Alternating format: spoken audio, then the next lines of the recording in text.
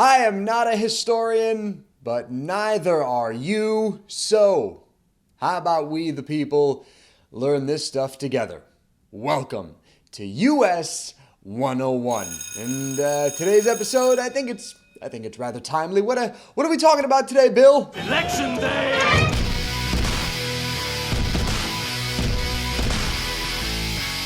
It's about that time again, everyone. Yes, indeed, Election Day. It is right around the corner, and it's about this time that millions of Americans of voting age will make their way to their local ballot box to cast a ballot for their preferred candidate or policies. Unless, of course, you are also one of the millions of Americans that won't be going to the ballot box on Election Day, or even voting, for that matter. And we've all heard, or even made, the excuses as to why people don't go out and vote. Who wants to go to the ballot box on a Tuesday? It's a Tuesday. It's a weekday. I got to go to work. I got to go to school. I got a million places to be. Or voting is rigged in this country. Why bother participating in a rigged system? Or my state always votes red or blue. Why am I voting when I already know what direction my state's going to go? It just makes it seem as if we take voting for granted, right? But is there a way that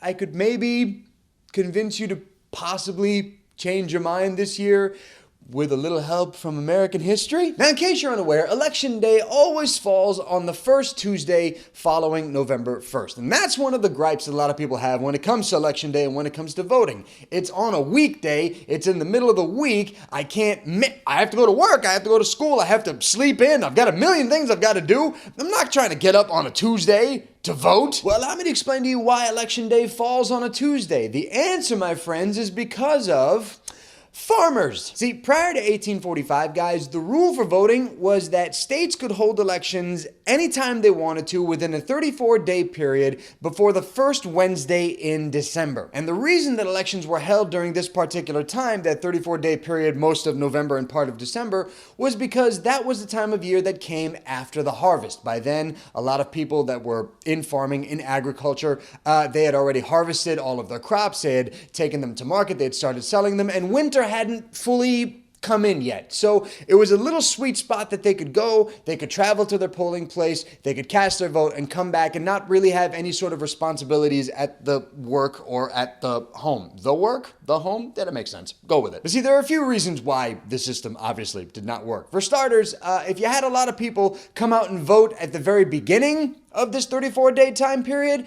and then they go back to their town and they tell everybody how they voted, then their opinion and their votes could actually sway the minds of voters who had not voted yet. Or it could just be the opposite. You could have people vote throughout the 34-day period, and then there's a little bit of a lull, and then just before the deadline hits, a lot of people go, oh shit, I didn't vote, and then they run or ride or whatever, walk to their polling place, and there's a huge surge of last-minute votes. So in 1845, the government decided that, okay, we are going to dedicate one day for you to cast a vote. That way, everyone has to vote at the same time. You can't really influence someone's vote because everyone's voting simultaneously. And they decided on Tuesday for a few specific reasons. For starters, back in 1845, people, when they wanted to make their way to their local polling place, remember, 1845, there is no car, there aren't multiple polling places. A lot of polling places would usually happen either in the center of major towns or at city halls. It wasn't happening at like a grocery store or anything like that. And for a lot of people that didn't live in town or near the town, to get to the polling place, they'd have to travel sometimes a very great distance. And sometimes that traveling could take up to a day's worth. Because remember, no cars, no modern technology, so you had to walk there, you had to ride a horse there, or you had to ride a buggy to get there. So that's why the government didn't pick Monday, because they thought, okay, well, if these people have to travel a great distance, and on the weekend, and on Sunday, especially the Sabbath, you're not supposed to do anything, that's the day of rest, we're not going to hold it on Monday because people have to travel on the weekend, and since they can't travel during those days, it wouldn't work. They just, a lot of people wouldn't be able to make it out to the polls by Monday. So Monday was out. They didn't pick Wednesdays because Wednesdays were known as market days, aka the days that farmers would take their crops to market so that they could sell them to the public so that they could make their money. So they didn't pick Wednesdays because they don't want to screw with the farmers' revenue. So the government in 1845 decided that Tuesday would be the sweet spot. Tuesday would be the day that you could travel on a Monday, you could get to the polling place, you could cast your vote on Tuesday, you could leave on Tuesday, Tuesday, make it back in time on Wednesday for market days. You made your money, you spent your time on the Sabbath, it all worked out. That is why Election Day is held on a Tuesday. Now, another gripe that people might have on Election Day in modern times is, these lines are too long. Why is everyone voting? Now, today, if you want to avoid those long lines at the ballot box, you can vote by simply sending in a mail-in ballot or by absentee ballot. Problem solved. You don't even have to leave your house. But if you want a little bit of history as to how people made it fun at the ballot box back in the day, I have got you covered, and it's a... I kind of wish that elections were like this today. So when you go to your polling place, you vote at the ballot box, you walk away, what do you normally get? You get the I voted sticker. Ooh, a sticker. This is fun. I can put it on my clothes, let everybody know I did my civic duty. I'm awesome. But back in the day, if you went to the polling place, you could very well have been handed a beer or a whiskey or rum punch, or some other alcoholic beverage. Let me explain. One way that candidates used to entice people to come to the ballot box to pull the lever for them was with alcoholic spirit. And there's one particular candidate that I want to point out that engaged in these practices to make sure that everybody came to vote for him so that they could put him in office. You know his name, he's on your money, everything is named after him. Talking about G-Dubs. George Washington. Before Washington became the general of the Continental Army, and before Washington was president of the United States, he was running for a seat in Virginia's House of Burgesses in 1758. And to make sure that he had voters in Virginia line up to vote him into office, he took his campaign budget, which at the time was £50, and instead of putting it towards, printing out flyers or printing out pamphlets to spread the word that he was running for office, or to maybe hire on a couple people in his staff so that they could spread the word, he took his £50 campaign budget and put it all towards booze. This man with his £50 campaign budget bought himself a full-blown rager. He was going to make sure Election Day was turned the up. Here's what he did. He bought 160 gallons of liquor, beer, wine, whiskey, and rum punch. And he had all of this liquor carted out to the front lawn of the town hall in Virginia where the election was taking place. And when people found out that there was an alcohol buffet happening at the town hall where, oh, by the way, an election happened to be taking place, naturally, everybody came out to get themselves a drink. And at the same time, Washington's like, hey, as long as you're here, enjoy the beer, enjoy the wine, enjoy the whatever. But as long as you're here, you want to vote me into office? I'm the one that provided all this alcohol, by the way. George Washington. Nice to meet you. How's it going? Running for the House of Burgesses. I'm a pretty cool guy. And of course it worked. Washington trounced his opponent. Everybody went in, voted for him, had themselves a good old time, had themselves a few drinks. Washington claimed victory, while everyone else the next day claimed a throbbing hangover. And finally, another issue that a lot of voters today have is, well, we all know that the election system is rigged, machines are rigged, or candidates buy their way into office, so even if I vote for someone against whatever, it doesn't matter. My vote won't count because the votes are rigged. We already know who's going to win. Well, history actually has an answer to your concern with a interesting story about how certain elections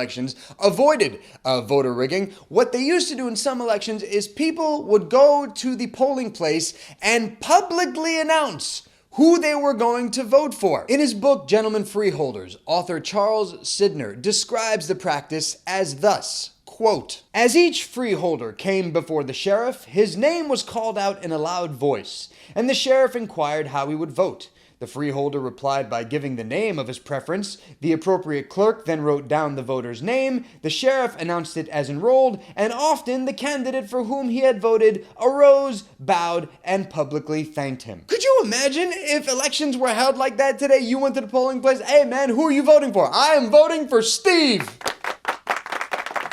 Thank you, yes. Although to be fair, now people are so fiercely private as to who they vote for, and for that matter, the division in this country between whether you vote Republican or Democrat, probably might not be the best course of action today. So people could get hurt at the polling place, I think, if they do that today. Ugh.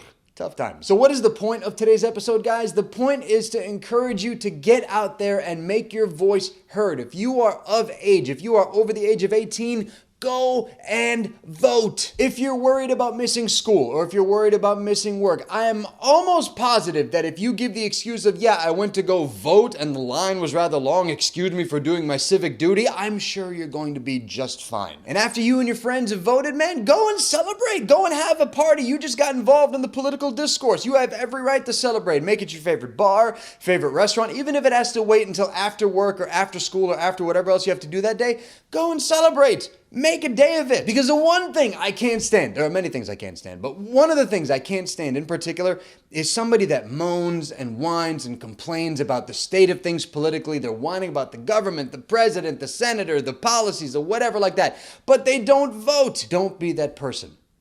On election day, go to the ballot box, make your voice heard, seek the change that you want, because it's not going to happen unless you say so. Period. And that is it for this episode of US 101, guys. Thank you so much for hanging out with me today. I know it's been a while, but grad school is getting a bit heavier these days. A lot more homework, a lot more papers, a lot more writing, a lot more reading. But it's all good. Everything in grad school going wonderfully. But that is the reason why US 101 has been scant. The content has been not coming out as usual. But I wanted to make this episode because I felt it was important and I just missed you guys. Mwah. How have you been? Thanks to all of you guys that have been subscribing to the channel, liking the videos, sharing them, leaving comments, guys. I can't thank you enough for your continued participation in these videos, even though I've been away for a minute. If you guys do want to make sure that you're caught up with what's going on with me and with 101, you can follow me on Facebook, Instagram, Twitter. All those places are linked down below in the description box. That's probably the best place where you'll be able to catch up with me and see what's going on in my life and see what's going on with upcoming future episodes. Guys, I will see you for another episode of US 101, hopefully sooner than later. I make no promises because, again, it's November now. I'm coming up on the end of the first semester for grad school, and there's a lot of work coming down the pike. But I will see you soon. Until then, I am all done. Go and vote. Don't boo. Don't bitch. Vote.